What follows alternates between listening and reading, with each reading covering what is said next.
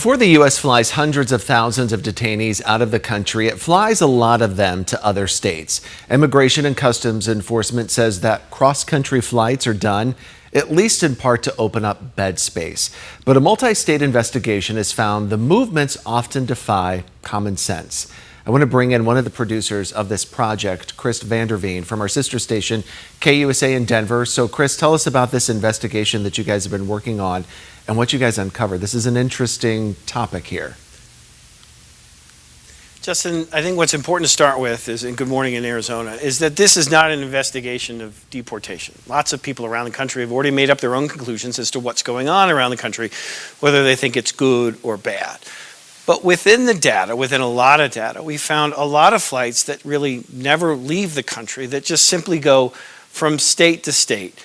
More often than not now, federal judges are growing more increasingly concerned by what they're seeing, and lawyers are growing increasingly concerned by these movements as well. Across the U.S., the shuffles happen constantly and sometimes inexplicably. Cuban man arrested in South Florida, June 2025. Miami, Denver, Florence, Denver, Florence, Denver, Florence, Denver, Florence. Venezuelan man arrested in Tampa, December 2025. Miami, El Paso, Mesa, Denver, Mesa. Again, ICE won't comment on its routes, on its movements, citing operational security. So you were talking. Those are those movements that you see. Go ahead, Justin. Sorry. Go ahead. No, Chris, go on. What were you saying? Because it was interesting just watching those circles just back and forth. Yeah, that's an example of the movements that you're seeing around the country from state to state. And sometimes they really sort of defy common sense. What's going on here? And this is really what our documentary attempts to answer. Why are they saying that they're doing this? I mean, we talked about beds, but really, why? Yeah, that's really the answer that ICE gives all the time. And obviously, we reached out to ICE for comment on this. And through a statement, we get that, this is bed space issue, this is operational security issue. We don't talk about the individual movements. That's clear. But what's also happening, and a growing number of attorneys are saying this, is that ICE is moving people oftentimes to states very, very far away. Here in Denver, for example, we have a lot of people that end up going to Arizona. Sometimes that makes sense. But sometimes here in Denver, we have people that are coming from South Florida, and they end up here in Denver for many, many months.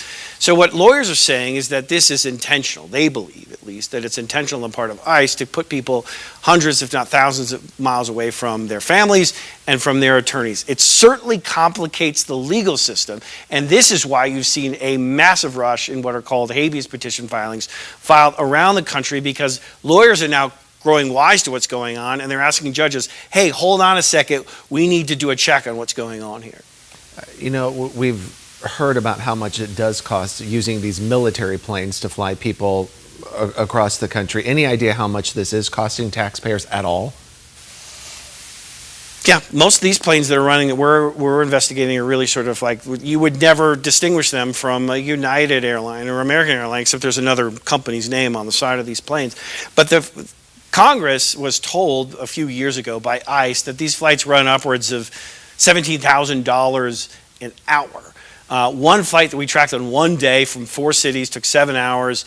17,000 times 7, that's a lot of money. And that was one of 65 flights on that day that was flown, most of which never left the country. In addition, there's a Texas-based company that's going to make $1.5 billion next year simply by being the broker in these operations. So lots of money changing hands as well. Do you know, are these flights full? Because I know, when this first started, when the government was starting to use at least government planes, we have video of just a few detainees coming off the planes. Do you know if some of these flights, are they just jam-packed here, or is it just a few people? It's an excellent question. Sometimes they absolutely are. They're very packed. In some cases, we have an example here in Denver where a flight was flown specifically for one family, 6 people, that was flown from Texas to Colorado to try to get this family out of the country. There were 6 people on board that plane. Wow. Chris, good work. Obviously, this took a lot of people, and this is across the state, all of our sister stations. You guys have been working on this, right?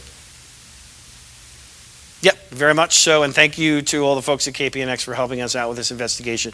This investigation was made largely by the reporting at other stations, including there in Phoenix, so thank you so much for your help on this. Chris, good work. If you want to see this, this is really easy for you. This documentary right here, you can watch it right now on our streaming app. It is called it's called ICE Air, Inside America's Secret Deportation Network. You can download our 12 News app right now, our streaming app on your TV, your Fire TV, Apple TV, your Roku device, and you can watch that for free.